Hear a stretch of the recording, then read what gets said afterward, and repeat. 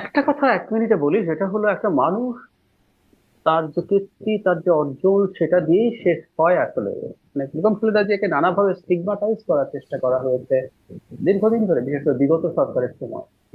এতিমের টাকা লুট করা থেকে, চুরি করা থেকে শুরু করে তার লিভার সিরোসিস কেন হয় না হয়, বহু বহু কিছু বহু কিছু করা হয়েছে। কিন্তু দিনের শেষে আসলে জনগণ বা মানুষই ডিসাইড করে কে কতটুকু সম্মান পাবেন।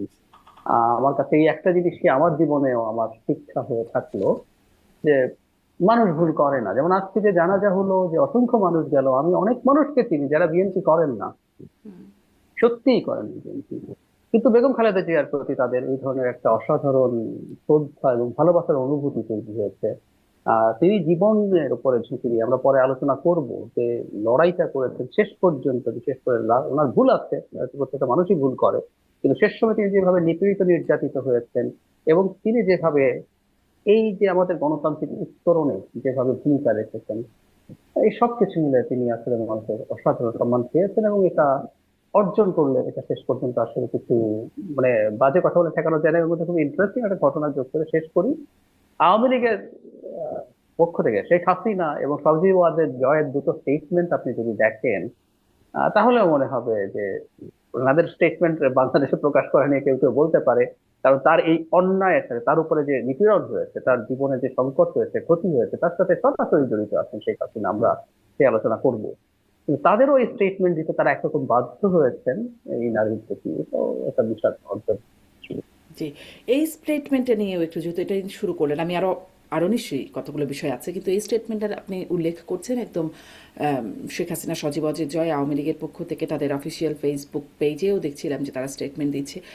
আম, কিন্তু এটিকে মানে আপনি বলছেন যে তারাও দিতে বাধ্য হয়েছে। আমি দেখছিলাম সাংবাদিক ডেভিড বার্গম্যান, তিনি বলছেন যে এটি সৌজন্যতা নাকি ভণ্ডামি নাকি দুটোই।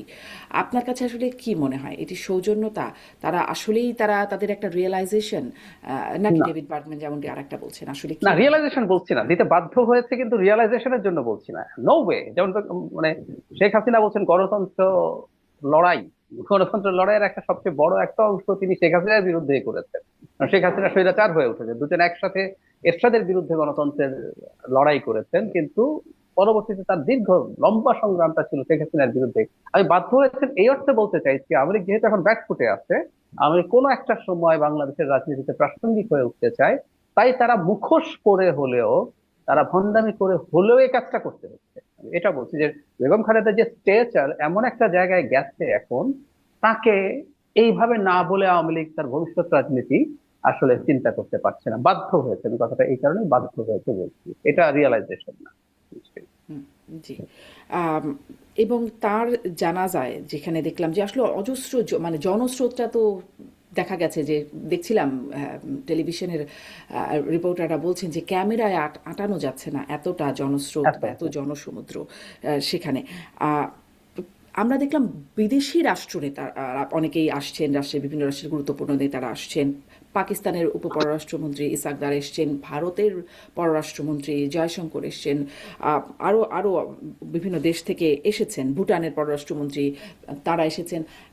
এটিকে আসলে আপনি কিভাবে দেখছেন? এবং এর মধ্যে একটা বিশেষ ব্যাপার হচ্ছে ভারতের পররাষ্ট্রমন্ত্রী, নিশ্চয়ই একদম মনে হয় যে একদম। একটা শত্রুতাপূর্ণ সম্পর্ক একরকমের একটা পৌঁছে গেছে বাংলাদেশের সাথে।